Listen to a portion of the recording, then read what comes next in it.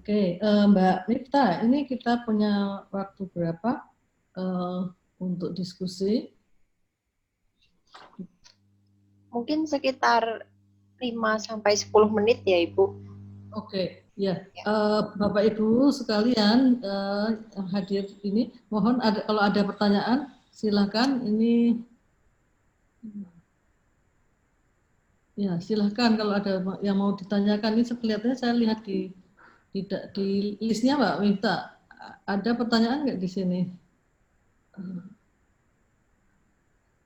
Ini tadi ada satu pertanyaan paling atas dari Putri. Ini ya ada beberapa pertanyaan Ibu. Oh ya, coba bisa atau Ini dibacakan. ada yang untuk Bu Yani Ya. dari Dipta UGM. Oh ya, silakan. Yang mana Ya, ini? apakah deaerasi juga berpengaruh terhadap pertumbuhan bakteri dan bagaimana pengaruhnya? Bu Yani. Ya, mungkin Bu Yani bisa membantu untuk menjawab.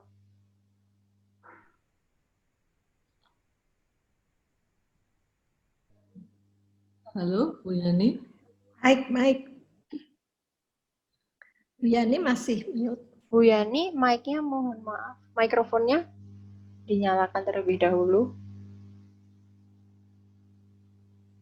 Oke, sorry.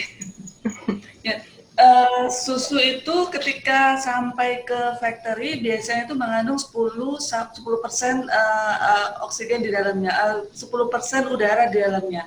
Nah, untuk kenapa pengaruhnya kita lakukan deaerasi biasanya itu kan untuk kalau jika kita menggunakan bakteri-bakteri yang strictly anaerob itu kan berarti mengganggu, itu aja prinsipnya. Cuma untuk agar pertumbuhan bakteri yang misalnya kita pakai bifido, misalkan itu kan anaerob, strictly anaerob ya.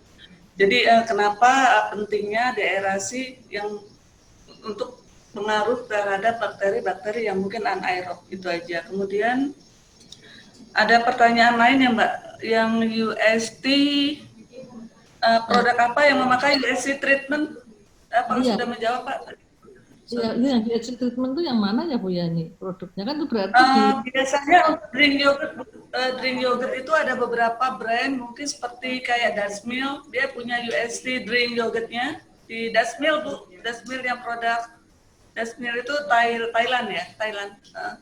Ada juga beberapa UST drinknya produknya Cina Bu, ada beberapa brand. Tapi yang Cina saya lupa nama brandnya, tapi yang kalau yang Thailand itu Dasmil. Dasmil itu dia punya UST drink yogurt Bu, UST drink yogurt.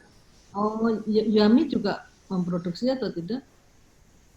Kita enggak, kebetulan kita kan concernnya kalau Yami kan kebetulan concernnya ini kan Bu, fresh product kan kita kan segmennya kebetulan menengah ke atas, jadi memang kita concernnya hanya ke pasteurize, ke fresh product aja. Jadi kita tidak concern ke UST Bu.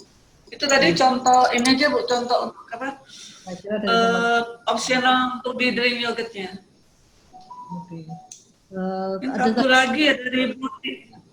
Sudah menjawab Bu? Iya. Ada lagi mungkin dari Bu Endang, Bu Trisa, Prof. Trisa menanyakan bagaimana memastikan bebas bakteri pak pada bahan dasar susu, gitu ya Bu ya?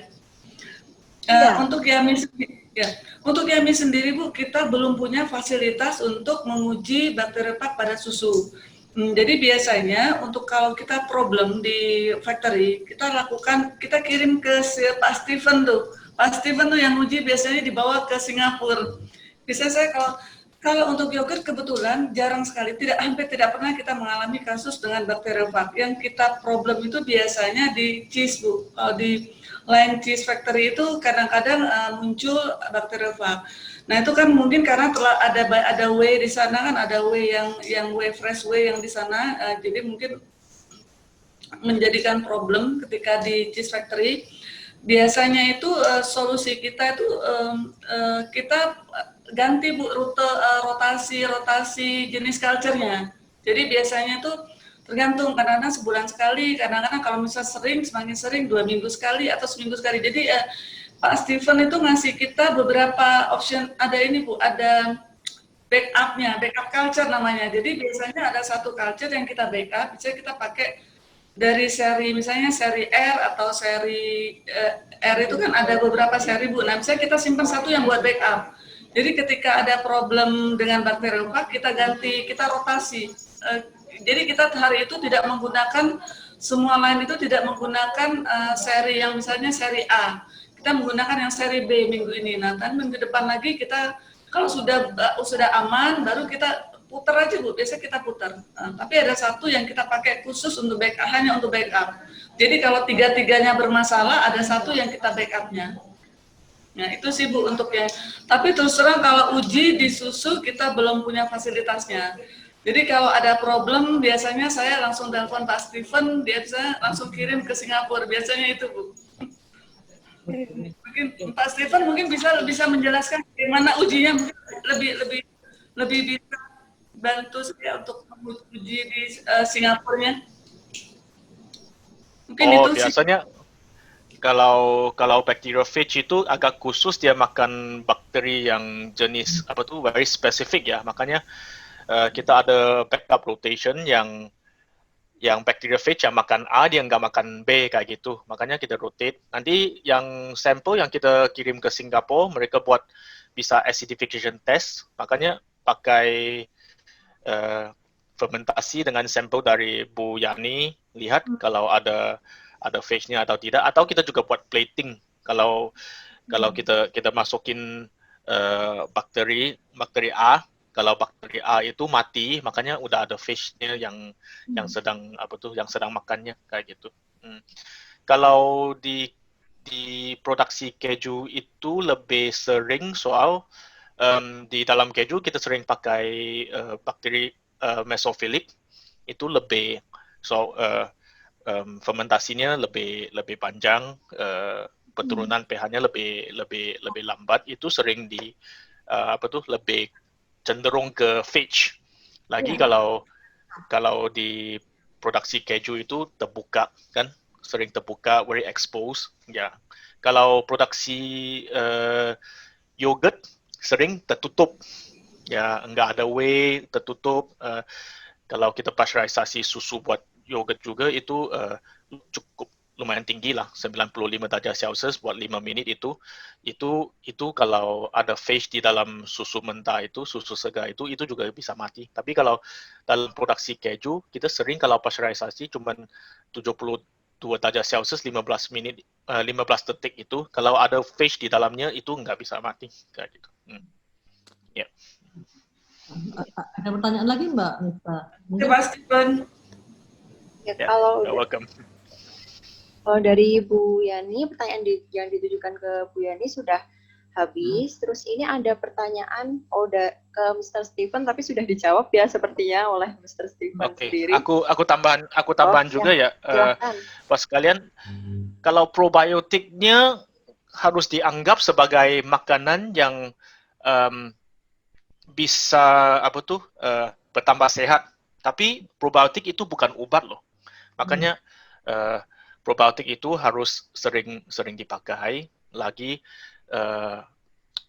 more to habit to increase your oral health is harus ada mentality maintenance, bukan mentality repair. Kalau udah sakit baru pakai probiotik itu udah terlambat. Kalau udah sakit harus pakai obat. Ya, makanya yang belum pernah pakai probiotik udah bisa start lagi dengan jangka panjang ya, efeknya baru bisa dilihat. Jangan udah pakai ya cuman satu minggu 2 minggu ya kayak enggak efek itu emang kayak gitu, soalnya itu makanan, itu bukan obat ya. Oke, masih. Oke, Steven, tadi Pak Steven ada pertanyaan nih, bagaimana can we increase probiotic for seniors through probiotics intake, probiotic for seniors? Senior citizen.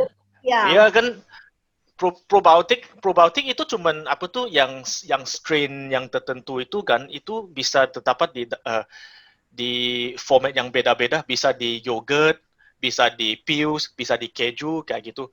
Makanya yang seperti aku sarankan, kalau itu buat senior kalau dia biasa nggak pakai susu kan, takutnya nanti ada digestive problem kalau minum terlalu banyak susu, maka cari atau take it slowly lah kayak gitu, atau cari pills atau suplemen yang beda-beda, tapi yang penting ya makan sehat kayak gitulah. Oke. Oke. Ya ini mungkin sebelum berakhir, ini saya mau tanya nih ke Pak Jimmy nih ya. Pak Jimmy tadi kan targetnya itu kan Asia, keluarga muda, menengah, ke atas ya untuk kejunya ya Pak Jimmy. Nah itu kira-kira apa ini Pak Jimmy kiatnya gitu untuk bisa masyarakat itu lebih mengkonsumsi keju gitu. Kelihatannya kan keju dibandingkan dengan produk lainnya seperti yogurt, itu kan keju mungkin lebih sedikit ya, betul apa enggak? Nah itu gimana supaya masyarakat itu lebih mengkonsumsi keju gitu? Kalau dari produk yang seperti yogurt atau cengkeh yogurt itu saya kira Indonesia itu sekarang sudah semakin banyak ya konsumennya. Kalau keju bagaimana Pak Jimmy? Halo, Pak Jimmy ada nggak Mbak ini? Halo, ini ada Ibu Pak Jimmy di sini. Pak Jimmy ada. Ya, gimana Pak Jimmy ini? Oh, saya termasuk penggemar keju ini. Di unmute. Halo Pak Jimmy. Sepertinya ini sinyalnya Ibu, soalnya sudah posisinya tidak unmute. Sepertinya sinyalnya dari Pak Jimmy. Oh gitu. Ya. Oh iya. Mungkin ya sambil menunggu, mungkin yang lain ada lagi pertanyaan, silakan. Miftah ada pertanyaan nggak? Silakan. Belum Ibu. Ini sudah bergabung lagi dengan kita Pak Jimmy ya. Bermasalah sepertinya. Jimmy tadi Ya Bu. Kalau kondisi existing sekarang, perkembangan di keju dan cheese and creamery memang alhamdulillah cepat ya Bu ya. Karena kalau di Eropa memang native-nya makan keju. Tapi kalau di Asia sedang growth, marketnya sedang growth, increase lah. Sedangkan kalau ditanya bagaimana planning kami, mungkin kami hanya mengacu kepada beberapa hal Bu. Satu, standarisasi, sertifikasi dan kurasi. Saat ini kita sudah mengantongi halal, MD BPOM dan HACCP. Yang kedua adalah R&D.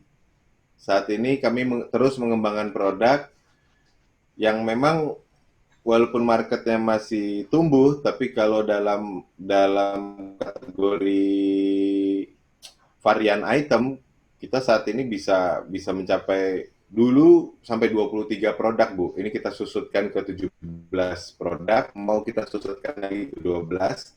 Yang kita susutkan ini akan kita deploy di pabrik-pabrik yang di bawah supervisi kita. Saat ini kebetulan saya konsultan untuk Brastagi, grupnya Ultra, PT Ultra Jaya. Saya konsultan untuk Moon River Dairy di Banyuwangi. Dan kita sedang akan deploy beberapa pabrik lagi karena masalah kita bukan di market, tapi masalah kita ada di supply chain. Okay. Yang ketiga, nah ini yang paling penting saat ini, branding, Bu. Jadi perencanaan kami adalah menguatkan brand, baik di brand kami sendiri maupun di communal brand, untuk bisa compete, memperkenalkan produk Indonesia di market yang kita tuju. Jadi ya standarisasi, passing grade quality, ya karena teknologi keju mungkin masih agak jarang di Indonesia, jadi justru peluangnya masih besar sekali untuk dikembangkan. Dan menyinggung yang tadi protected destination of origin, kami sudah meng-create di Sumatera Utara keju Tom Andaliman, satu-satunya keju di dunia yang memiliki Andaliman pepper di dalamnya. Andaliman itu kami sudah produksi di Cloudbound Cheddar dan Appenzeller di Banyuwangi, yang di coating dengan butter, yang diinfuse dengan Chinese Five Spice, yang kebetulan yang di Banyuwangi berada di dalam perkebunan PTPN, jadi memiliki herbs-nya sendiri. Di Jogja sendiri kami develop Tom de Merapi, tekniknya sama dengan Tom de Savoie, yang kami kawinkan dengan produk dengan hasil riset dari teman-teman di Pusat Studi Pangan menggunakan Lactobacillus plantarum, bergandengan tangan dengan lactic acid bakteria yang kami dapatkan dari Christian Hansen, seperti Flora danica, lalu STI 12,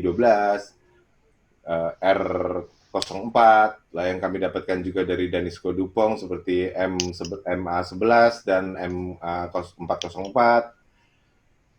Dan kami mengembangkan sendiri juga strain bakteri kami yang berasal dari raw milk-nya dan kefir. Oke. Karena ini berhubungan waktu ya, sebenarnya diskusinya menarik sekali. Bapak Ibu sekalian, terima kasih pada Bu Yani, Mr. Stephen, dan Mas Jimmy ya, yang telah membagikan pengalamannya, ilmunya kepada kita semua. Terima kasih banyak. Karena waktu ya, saya kira saya akan cukupkan sekian. Saya kembalikan kepada Mbak Miftah ya. Terima kasih banyak.